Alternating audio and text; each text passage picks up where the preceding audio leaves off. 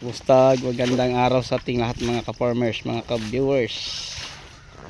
So sa araw ito, share lang po namin sa inyo ang aming ginagawang pagdidilig ng tubig sa ating ampalaya. So saka kamatis mga ka-farmers. So ito po ang aming ginagawa. Tuloy-tuloy pa din ang pagdilig na pinapadaan sa gitna para malamig sa puno at saka ang singaw mga ka-farmers, malamig din, hindi masyadong mainit. So yun po ang aming ginagawa.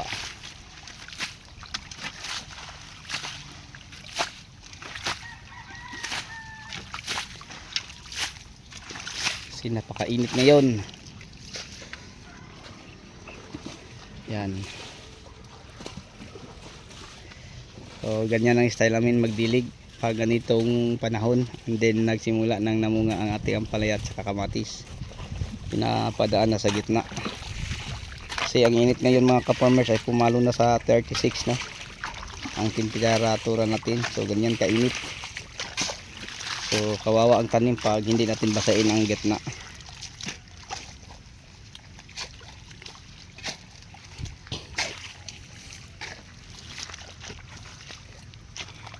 Yan. Kano ito bill sa pump daw? So ganun pa din, water pump dalawa at saka dalawang solar. Kasi mga ka-farmers, pag hindi pagtulong-tulungan sa dalawang water pump at saka sa dalawang solar, hihigupin lang po sa biyak ng lupa ang tubig. Kaya mas maganda malakas ang tubig para hindi kayaning higupin.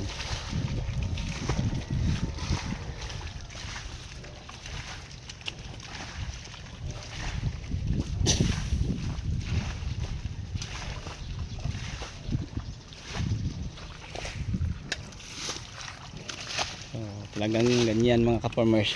So kahapon natapos na nila ang pagdilig sa talong. So ngayon lumipat sila. So galing na sila dyan. At itong isang linya na lang ang hindi natapos mga ka-farmers. So yung ampalaya natin nakapitas pa lang pa tayo din pangalawang bisis kahapon. So yan, kawawa ang ating ampalaya mga ka-farmers. Sobrang mahina lumaki ang mga bunga dahil po sa sobrang init. Yan ang tubig, napakalakas naman, pero hihigupin lang. So ginagawa namin ang pagdilig din dalawang bisis sa isang linggo.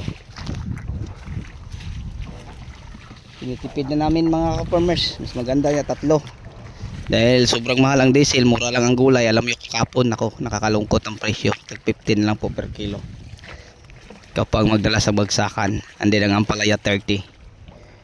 So sa ampalaya okay pa, makaka-break pa, pero sa talong mga ka-farmers parang lugi. So sa sa apat na tanim natin na magkasabay ngayon, sa pipino lang ang may magandang presyo kasi kinuha 50, pero ang ampalaya 30 lang, ang kamatis 15 per kilo, ang talong ganun din. So may nakita akong vlog sa ibang farmers na yung mga Chinese pitsay nila, mga repolyo, tinabas na lang po nila. Maraming mga komento, sabi, sir, ba't hindi mo na lang ipamigay yan, ipamigay kung pupuntahan mo. So kailangan mo pa isang oras kalahati bago makakarating sa area ng mga farmers. Yan, bigyan ka. Sabi ng nakausap ko siya, sir, ibigay mo na lang sa mga tao dyan para mapakinabangan. Sabi niya wala nang manghingi. Sa kilo na tag 5 piso sa Chinese pitsay, logi na sila kasi sabi niya ay ang tracking ay ang labor tag 2 pesos, di 3 pesos. Pagdating sa buyer, iba na naman, bibili na naman sila ng para plastic bandilan, papel para isa-isang iputos. Sabi niya yung matira nila parang peso lang. Kung may 1,000 sila, 1,000 lang. Tapos ang pagod nila, So sabi niya tabasin na lang at gawing fertilizer.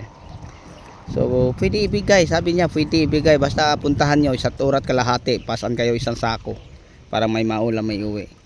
So yun po ang kawawa mga ka-farmers. Kung may mga ganyang sistema, bilhin sa gobyerno at dalhin sa lugar na halimbawa katulad sa Bicol, shorted sila sa gulay, magkano ang ano sa kanila, 100 sa market. So labing siguro mga ka-farmers kaya maibigay no 60. So ang gobyerno ang gagawa ng paraan. Nako po, ang gobyerno dito sa atin sa bansang Pinas hindi maasahan.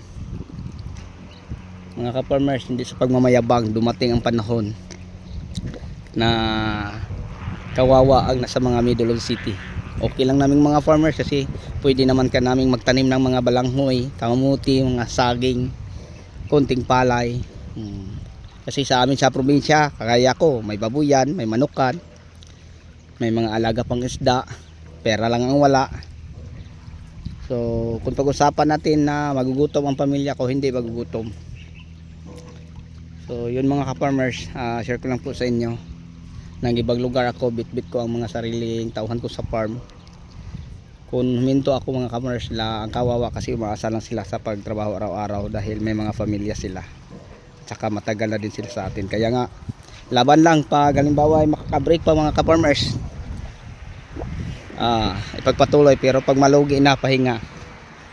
So yun lang siguro ang mga solusyon natin dyan kasi ako, napakahirap ang panahon ngayon. Sobrang mahal ang mga inputs, tapos ang aming ani o mga produkto sobrang mura lang. Kaya nga kung tanungin kung may mga pag-asa pa ba ang mga farmers natin sa bansang Pinas, ang sagot wala na. Napabayaan na. Kaya kawawa ang ating bansa at kawawa ang mga kababayan nating Pilipino. Okay, so bago tayo magtapos, mega love shoutout sa lahat kong mga subscriber, mga viewers, at commentator. So sa inyong lahat, maraming salamat po. Bye bye and God bless. Thank you.